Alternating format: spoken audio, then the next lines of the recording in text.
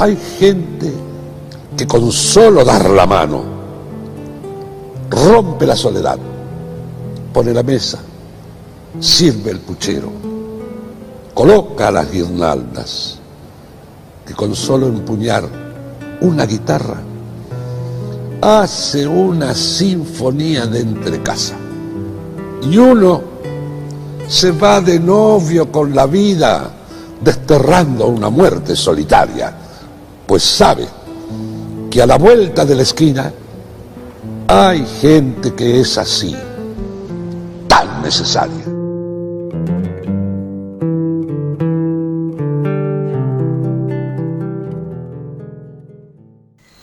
¿Cómo llega la música? ¿Cómo llega? Bastante de chico. Digamos, a ver, vamos por partes. Yo soy hijo de entrerrianos, familia de entrerrianos, y ahí empecé a escuchar los primeros sonidos, digamos, de la música. Recuerdo que era chico, íbamos a las aldeas, allá donde eran mis abuelos, y para cada fiesta llegaban los músicos. Caían los músicos del departamento de Diamante, la zona de las aldeas, de Valle María, en fin. Entonces, por supuesto, los chicos nos mandaban a dormir relativamente temprano, pero la música comenzaba temprano y le daban hasta altas horas de la noche. Entonces, bueno, ahí se empezaron a pegar los primeros sonidos, digamos, de la música litoral. ¿Qué era? ¿Litoral? Y polka, ¿no? ¿O... Sí, pero era más por el lado de litoral, chamarritas, algunos regidodobles. Entonces, ese tipo de música, sí.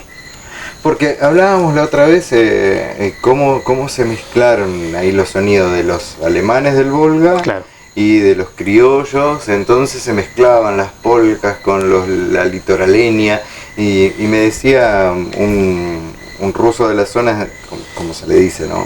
Claro. Que deben haber encontrado algo entre la polca y la música litoraleña, algo que los unía. Sí, sin dudas.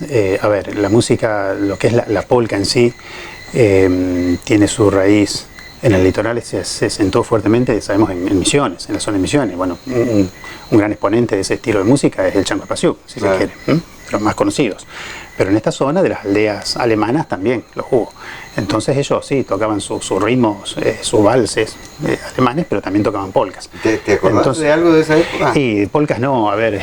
¿O de lo que te acuerdas? No, sí, pero lo que pasa es que yo, digamos, a ver de lo que sonaba, voy a tratar de improvisar un poquito, pero bueno, después ya cuando empecé a estudiar música más, digamos, ya a los 13 años, 13, 14 años, bueno, ahí sí empecé a reproducir algo de eso, pero sin academia, sin nada, era muy escaso. Y bueno, con el tiempo uno va aprendiendo, qué sé yo, fui aprendiendo a improvisar, a hacer un manejo propio de la guitarra y bueno, a ver, cosas como esta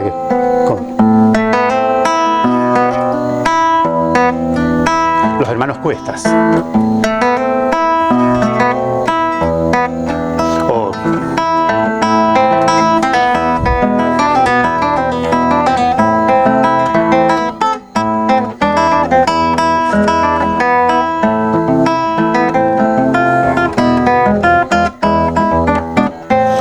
Litoraleña, en su estado natural, qué sé yo. ¿Quién fue el primer maestro? Con el tiempo uno lo va reproduciendo eso y bueno, ya le va agregando otras tonalidades, es decir, qué sé yo, por ejemplo.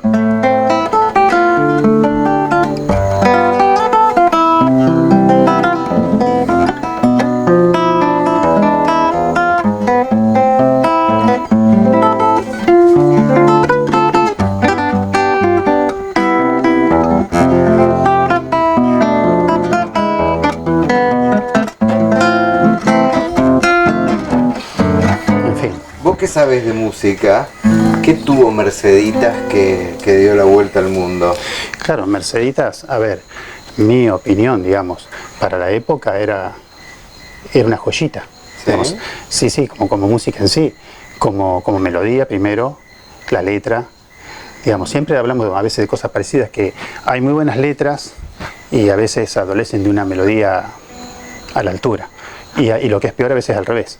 Hay melodías muy ricas, muy lindas, pero las letras son muy muy ligeras, si se quiere.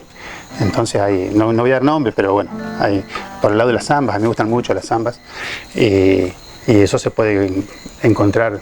Yo recuerdo un amigo que decía que Don Falú no tenía zamba fallada.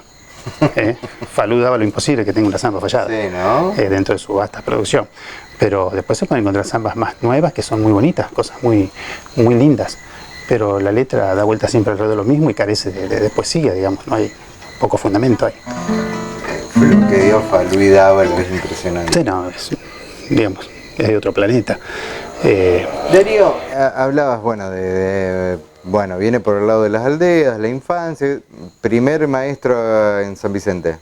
Primer maestro en San Vicente, a ver, yo empecé con el coro, sí, primer maestro Juan Carlos, claro. Empecé con el coro y estuve un par de años que iba solamente a cantar. Bueno, Juan Carlos ya había, si se quiere, visto una cierta facilidad para poder estar en la música. Empecé a tocar el bombo, acompañaba con el bombo las canciones que llevaban percusión. Y después se me dio por la guitarra, de tanto ver, tanto con la llegada de la democracia. En el 84 se crean los talleres comunales, empieza a crearse el área de cultura y aparece ahí uno de los primeros talleres, que es el de guitarra. Entonces llegaban unos profesores de Santa Fe y bueno, Estaba Marcelo Imhoff. Claro, Marcelo Imhoff y Raquel Vedetti.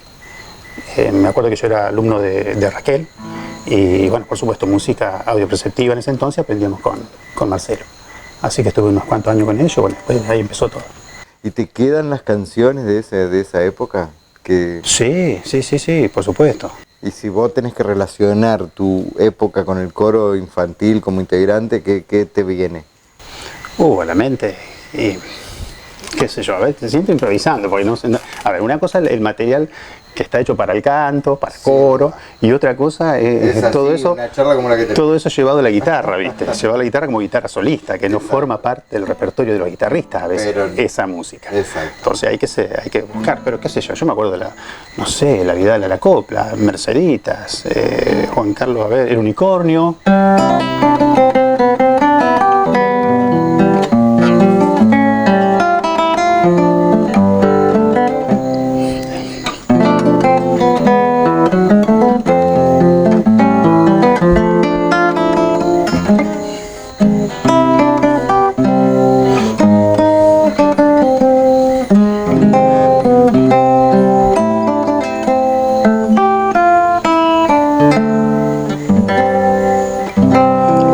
Cosas así, o por ejemplo... a mí me viene Paloma y Laurel, por ejemplo. Paloma y Laurel, sí, a ver... Lo relaciono tanto a Juan Carlos.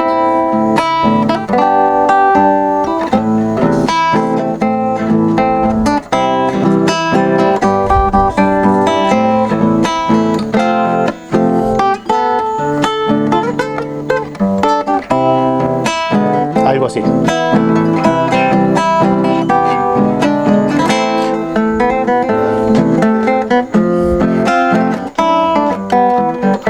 Eso es de la época de Fuego en Animaná, que cantaban los coros, digamos, empezó a sonar en la época década del 80 en los coros de adultos. César Isela.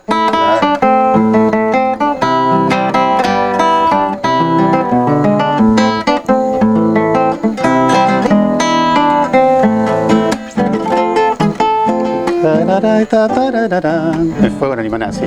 Tenía... Pedal grabó no hace mucho. Sí, claro. Pero tenía a su vez todo un mensaje. Claro, sí. Había todo un tema, ¿no? Sí, era una cuestión, digamos, contestataria y había con su fondo de rebeldía, Víctor Heredia. ¿Y qué legado tuvo para vos Juan Carlos, más allá de después tener que dirigir el coro, pero previo a eso? No, sin duda era un laburante tremendo de la música. Tenemos que remitirnos, más de 30 años. Estamos hablando de 40 años atrás. Sí. Casi 40 años. Casi 40. Sí, entonces, digamos, era todo muy hormiga el trabajo que había que hacer, que él hacía. Era todo muy hormiga. Hacía una persecuta con sus dirigidos porque, bueno, no estaban las herramientas de ahora. Ahora se arma un grupo en el coro, mirá, cambiamos el ensayo, hoy no ensayamos, lo pasamos para mañana. Lo hacía todo a pie. Pero bueno, la pregunta que vos hacés con respecto de la música, era un fanático. Y yo recuerdo que cuando empecé a estudiar guitarra, En ese entonces venían las revistas, se conseguían las revistas, la que más recuerdo es la Toco y Canto, porque era una revista del rock nacional, que bueno, venían cosas también de afuera. Entonces las comprábamos, las encargábamos en el kiosco, era de tirada mensual. Entonces compramos esa revista y aparte lo que hacíamos el estudio, entre comillas, académico del instrumento, bueno, nos nutríamos de ahí con la música popular. Pero también venía una revista de folclore. Entonces Juan Carlos compraba la del folclore y nosotros comprábamos la Toco y Canto. Entonces en algún momento nos juntábamos y hacíamos ese intercambio. Y recuerdo que bueno, hasta en ese tiempo, digamos, se empezó a imponer lo que en música se conoce como el cifrado americano. ¿Qué es el cifrado americano? Es decir, cada acorde, cada tono tiene una letra asignada. A, B, C, D, La, Si, Do, Re, en fin. Entonces Juan Carlos no lo tenía eso y nosotros, claro, empezamos a estudiar con eso. Entonces recuerdo que a veces caía con una hoja en casa con el unicornio de Silvio Rodríguez, porque lo quería hacer en el coro, y me decía, che Darío, ¿y acá qué hago cuando me dice DB? Bueno, eso es un re bemol, qué sé yo, para decir algo. Entonces iba a casa, sacamos la guitarra y convertíamos ese cifrado en acordes, digamos, propios. Así que no, era una época hermosa. Aparte Juan Carlos no tenía una formación guitarrística, pero tenía un oído tremendo y bueno, dentro de su torpeza, digamos, a lo mejor como por no haber trabajado la técnica de un instrumento, se daba manía para poder hacerlo bien. Digamos, la historia de la guitarra siempre fue más, de la guitarra, siempre llegó tarde a la Argentina. Los payadores orientales tocan la guitarra con una soltura y una maestría que a los nuestros les cuesta, digamos. Ahora ya se globalizó, digamos. Pero el hecho de hacer esto...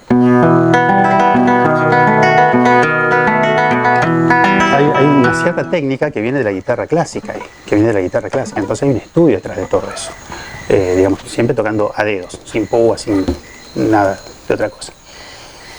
Y después hay algo muy importante, Darío. Vos decidís irte a estudiar música.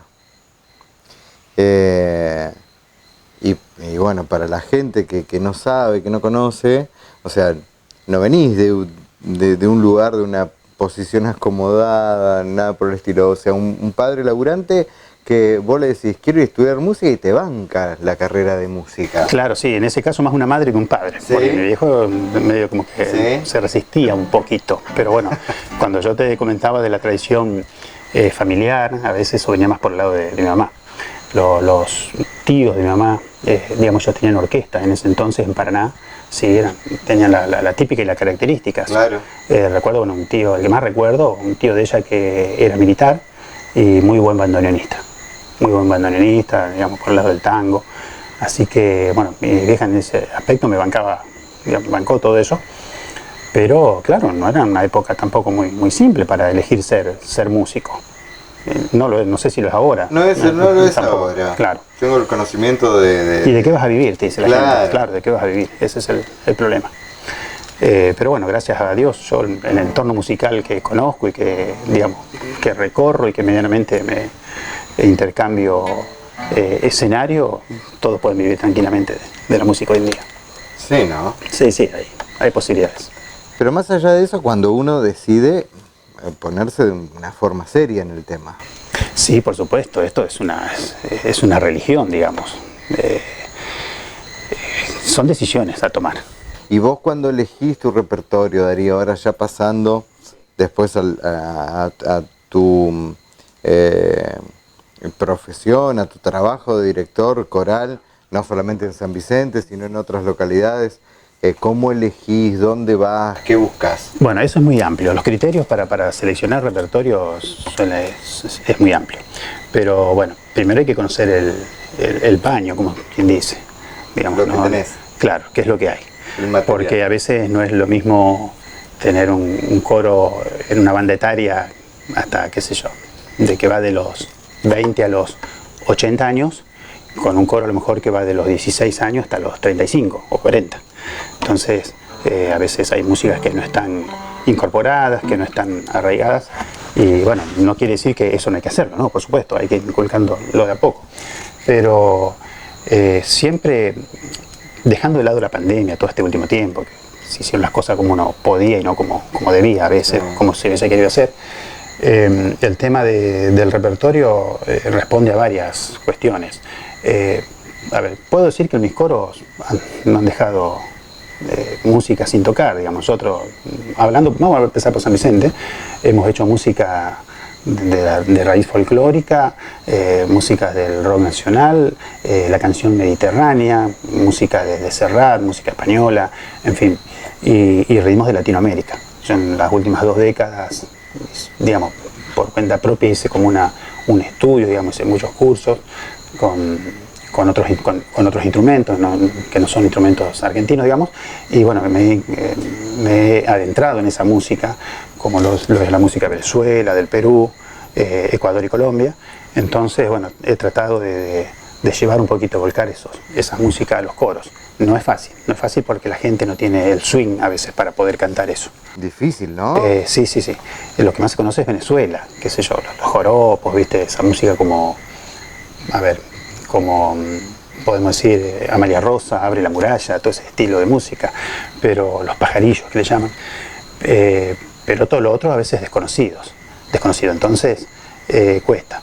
Pero el criterio a veces es ese, decir, bueno, vamos a tener media hora de escenario y abramos el abanico. Empecemos con algo tranqui, hagamos alguna canción de Charly García, Fito Páez, en fin, algo de Serrat, Víctor Heredia, y después ya te vas a algo del folclore, y en el último tiempo pues, también puedo decir que, digamos, en los arreglos he tenido cierta inclinación por el lado litoral. Entonces, bueno, alguna canción de Antonio Tarragorros, no sé, alguna litoraleña, y cerrábamos con, puede ser algún tango, o alguna canción más fuerte, más rítmica, como esto que decía recién, de algún otro país. Más o menos a veces ese es el criterio, pero también está lo otro, que en los coros, cuál es el perfil de coro que uno busca y que uno quiere. Si queremos seguir por el lado tradicional, queremos ir desde lo popular, queremos hacer un mix de todo. Entonces, de acuerdo a la historia de cada lugar, a la historia de cada coro, la idiosincrasia, entonces hay que elegir por dónde llevar ese abanico. Sí, a veces saltan lo posible, digamos. Hay directores que no han durado. Digamos, bueno, gracias a Dios yo tuve la suerte de trabajar con distintas formaciones. He trabajado 20 años con un coro de colectividades en Rafaela, el coro piamontés de la ciudad de Rafaela. Bueno, y ahí encontrarte con algo totalmente distinto a lo que venías manejando. Claro, por supuesto, era hacer música en piamontés y en italiano. Y bueno, pude lograr hacer caminito, algún tango, alguna samba muy a las perdidas. Pero recuerdo que ese coro, en el 2001, antes de la debacle económica del 2001, bueno, logramos hacer un viaje a Italia. Y allá fuimos y llevamos música argentina, no sé, 2 tangos y una 2 samba, una cosa así. Gustó mucho. Pero claro, lo que más les gustaba a ellos era la música piemontesa, que es lo que de pronto ellos, lejos de imaginar que se cantaba acá. Entonces, toda esa música tradicional piemontesa, a ellos les encantó.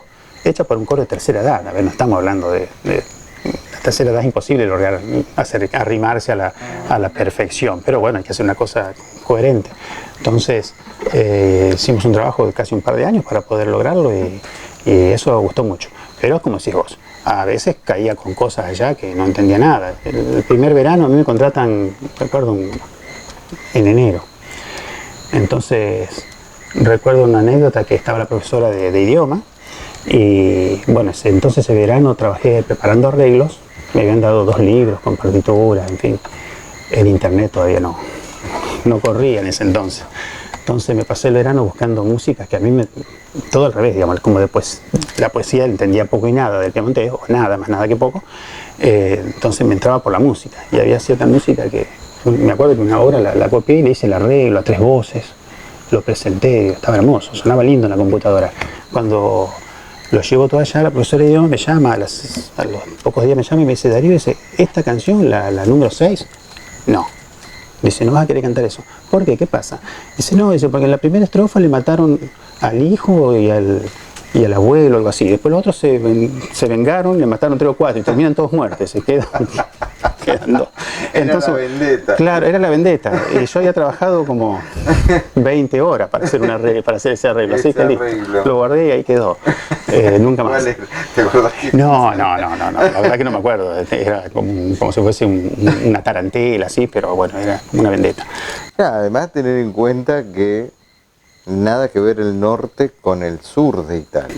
Por supuesto. O sea, la romanina hay parte donde no la podés cantar, piemontesina vela tampoco, o sea, si va al Piamonte sí, pero no. Claro, pero bueno, me pasó lo siguiente, que habíamos cantado en la plaza de Fossano, la ciudad hermanada con Rafaela, y nos pidieron un bis, pidieron otra, hicimos otro, y piden otro más y ya no teníamos más. Y yo dije, le hablo hacia el acordeonista, a Ramón Ingaramo, y le digo, me dice, la romanina. Bueno, así que cantamos la romanina en Torino. Claro, Fossano pegado a Torino. Y cuando terminamos de cantar, dice el presentador, complementi, directore, pero quiso decir que además la canción no era la apropiada. Claro. Estaba todo bien, agradecido todo, pero la canción no era la apropiada. No era la apropiada. Y ahí se bajó el coro y terminó así la cuestión, en una plaza, me acuerdo. Sí. Y después entendieron por qué era. Después Claro, no, sí. ¿O ya lo sabían en ese momento? No suponíamos que era tan así. Claro. Pero bueno, cantamos la romanina y bueno, lo aplaudieron, sí, la gente respetuosa, pero hasta por ahí nomás. Claro. Sí, no, el norte y el sur no. Darío, y más allá de la actividad coral, vos tuviste actividad también independiente, sos un concertista de guitarra y has actuado también en ese sentido. Sí, he andado mucho, digamos, ahora hace un tiempo que, bueno, estamos bastante quietos con eso, la música independiente está bastante quieta, pero bueno, recién te decía Italia y bueno, precisamente me viene uno de los más lindos recuerdos con este instrumento, que es haber podido tocar en el Palacio de los Reyes Saboya, la que se conoce hoy como la Palacina de Stupinici. Sí. Digamos, tuvimos un concierto ahí en lo que era la tronera del ejército de ellos, digamos. Un lugar estupendo. Y bueno, con la guitarra sí, anduvimos bastante, compartido formaciones con otros músicos. ¿Qué tocaste ahí en Torino? Y en Torino tenía un repertorio, ahí llevé tango y folclore. Pero a ver, estamos hablando de 20 años atrás, a ver, no es simple. Pero bueno, voy a tratar de, qué sé yo, llevé cosas bien tradicionales. Y también guardo un grato recuerdo de eso, porque la traductora que había llevado a ese viaje era Elba Alberto de Casas, que, digamos, yo la había llamado para que sea ella la vocalista del coro, aparte dominaba muy bien el italiano. Y recuerdo que yo tenía dos obras, que una era la cuartelera de Don Falú, esa, una samba, esa que es.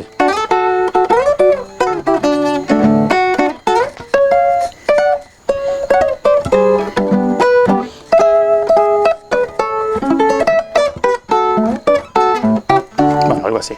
Esa es la cuartelera. No. Y había una milonga que tocaba que se llama La Puñalada. Y que era, trato de acordarme, a ver, de Tintín Castellano.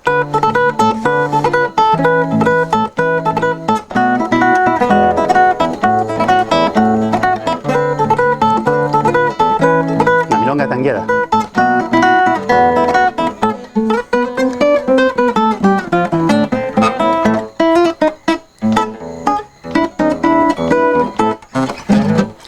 En fin.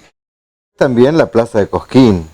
Sí, bueno, en Cosquín sí, estuve unas 6 veces, he ido con ganadores pre-Cosquín. Tuve la suerte de ir con cantantes de folclore, cantantes de tango y hasta con el recitador costumbrista. De acá de Colonia Margarita, Andrés Guerra, sí, Andrés Guerra, me acuerdo. ¿Andrés Guerra había ganado un pre-Cosquín? Sí, en Rafaela. Sí, y habíamos ido una noche, me acuerdo que llovía, precisamente viendo el pre-Cosquín días atrás, una noche pasaban que hacían pasar a todos los bailarines, a todas las danzas, porque después dan vuelta al escenario y queda el jurado, el plato, digamos los artistas solamente. Y bueno, así nos tocó la noche que nos habíamos presentado con Andrés. Yo ese año he ido con Alberto Rubino, cantante de tango de Rafaela, y acompañar también a Andrés Guerra. Pero bueno, después estuve con tríos, con cantante femenina de tango, con la primera vez que fui con Alejandro Rodríguez, que es chico de San Martín de la Escoba, muy buen cantante. Hemos ido con Rodolfo Porta a dar una vuelta, sí. Sí, digamos, es algo muy especial Cosquín. Es algo muy, muy especial. En ese entonces la categoría grupos vocales era una sola. Entonces competían los dúos, desde dúo hasta formaciones grandes, 7 u 8 voces, daba todo lo mismo. Y no ganaba nunca un dúo o un trío, era imposible.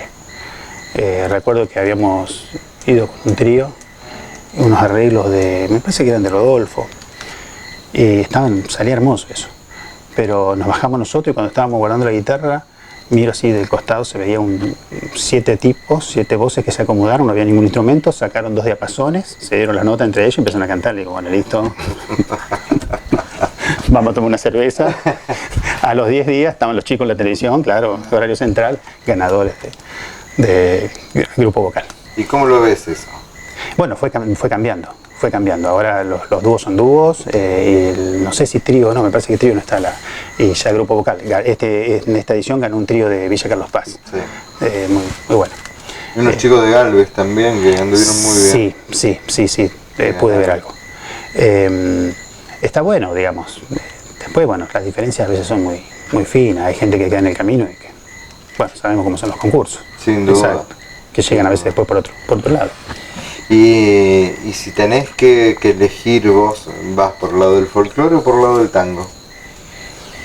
No, iría por el lado de las dos cosas, si yo tuviese que, digamos, no sé, hoy en día estoy haciendo mucho tango, tocando con un bandoneonista, tenemos un proyecto, pero, digamos, me da lo mismo, digamos, me tiran las dos cosas igual. ¿Sí? Sí. Vos digamos, todo lo que sea música. Claro, es como que si tengo que armar un repertorio, hago las dos cosas, tango, folclore, seguramente, algo español, y bueno, qué sé yo, unas perlitas sueltas. Pero me da lo mismo. Digamos, yo celebré mucho, me puso muy contento que ya casi un par de años atrás el chamamé haya sido declarado Patrimonio Cultural de la humanidad. Uh-huh. Digamos, el chamamé, el que no lo conoce, a ver, voy a tratar de no ser grosero. No. Sí.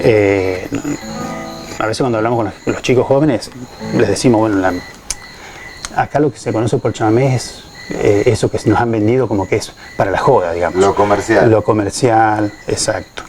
Y el chamamé es mucho más profundo. Digamos, hay melodías que son... Tremendo. Claro, que son universales. Yo antes toqué un pedazo de Mercedita, pero bueno, hay melodías que son hermosas. ¿Y qué ocurre? Se da una mezcla muy importante. No nos olvidemos que el chamamé nace en Corrientes el génesis del chamamé está en Corrientes, claro. Y hay que hablar de la cultura guaraní, una cultura tremendamente dulce, delicada. Bueno, de por sí el idioma guaraní está considerado junto al francés uno de los idiomas más dulces de la Tierra, del planeta. Claro.